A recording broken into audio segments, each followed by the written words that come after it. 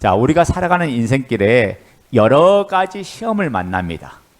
때로는 돈에 대한 시험, 때로는 이성에 대한 시험, 또 때로는 명예에 대한 시험, 때로는 자존심에 대한 시험, 또 때로는 질병에 대한 시험, 또 다른 사람과의 관계 속에서 여러 가지 시험, 다양한 시험을 만나요.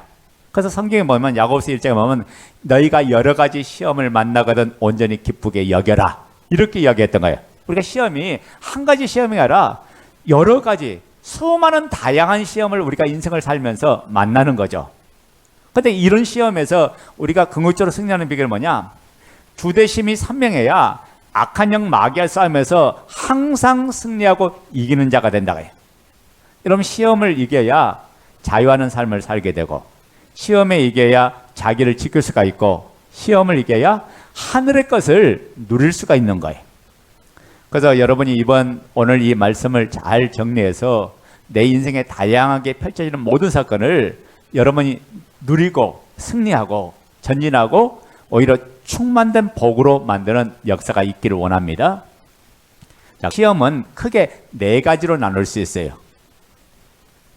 하나는 하나님이 주시는 시험이 있어요. 이 시험을 헬라어로 도키마조로 하는데, 이 하나님께서 왜 시험하시냐? 우리에게 한마디로 뭐냐? 복 주시려고 시험하는 거예요. 우리의 믿음의 테스트를 통해서 하나님께서 복 주려고 시험하는 거다. 그러니까 하나님께서 주신 시험은 마치 입학시험이나 승진시험과 같아요. 막상 시험을 치를 때는 괴롭고 쓰고 힘들지만은 시험을 치러서 합격하고 나면 그것이 큰 복이 되잖아요. 아멘 됩니까? 그런데 마귀가 주는 시험이 있다가요. 이 시험을 헬라어로 페이라조라는데, 이 페이라조라는 이 단어는 이제 누가 쓰냐에 따라서 번역이 달라져요.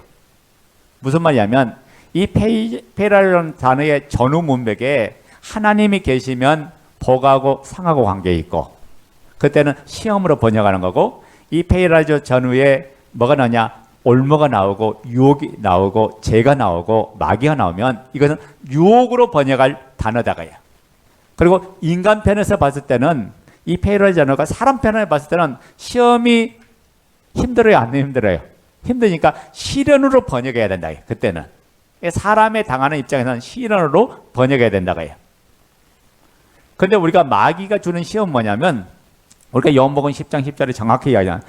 도둑이 오는 것은 도둑질하고 죽이고 멸망시키는 것 뿐이라고 했어요. 그러니까 우리를 완전히 망하게 하고 망가뜨리고 지옥으로 끌고 가려고 하는 게 악한 영 마귀의 역사예요. 그러니까 마귀가 우리를 유혹하는 거 뭐냐? 죄에 갇혀버리고, 그리고 죄에 빠지게 만들고 거기서 벗어나지 못하게 하는 게 마귀의 올무다가예요. 그래서 우리가 이 악한 영 마귀는 한마디로 뭐냐? 우리 인생을 망가뜨리고 오는 존재다예요. 그러니까 우리가 이 싸움에서 이겨야지, 이 유혹을 끊어버리고 이겨야 여러분 자유하는 삶을 살고 승리하는 삶을 살아가는 줄로 믿습니다. 그리고 내게서 오는 시험이 있어요. 내게서 오는 시험. 그러니까 나를 통해서 오는, 나에게서부터 출발하는 시험이 있어요. 그래서 뭐냐? 욕심을 통해서 이루어지는 거예요. 그래서 자기 욕심에 끌려서 미혹당하니까 결국에는 이 욕심을 끊어야 우리가 영적 전쟁에 승리한다고요. 그래서 야고보서 1장 15절에 욕심이 잉태한 즉 뭐를 낳고? 죄를 낳고, 죄가 장성한 즉 뭐가 난다고요? 사망을 가져왔다. 이 욕심이 죄를 불러일으키고 결국에는 어디까지 간다? 죽음의 길에 이르게 만들어버린다. 근데 가만 보세요.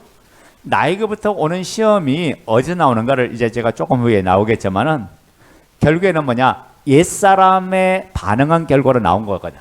그게. 그러니까 나를 쳐서 날마다 죽는 역사가 일어나야 돼.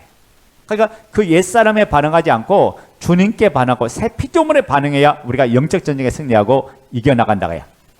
그리고 네 번째 시험의 관계는 제가 전체적으로 지금 해주고 제가 하나씩 조금 구체적으로 말씀하려고 합니다. 사람들과 관계 속에서 오는 시험이 있죠. 우리 공동체를 이루다 보니까 전부 다 자라는 환경이 다르고 생활 습관이 다르고 모든 환경이 다른 사람들이 모였어.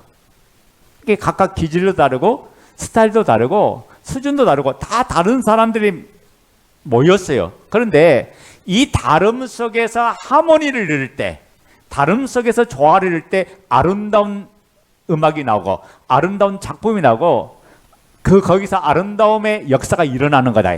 근데 이 다름의 차이가 하모니를 이루지 못하면 어떻게 돼요? 부자를 일고 그리고 여러 가지 고통을 일고 여러 가지 상처를 이루죠. 이게 사람들과 관계 속에서 오는 시험은 내가 참아야 승리하고 이길 수 있다가 해요. 아멘 됩니까? 우리가 이 세상을 살아가는데 항상 시험에 노출돼서 왜 그렇습니까?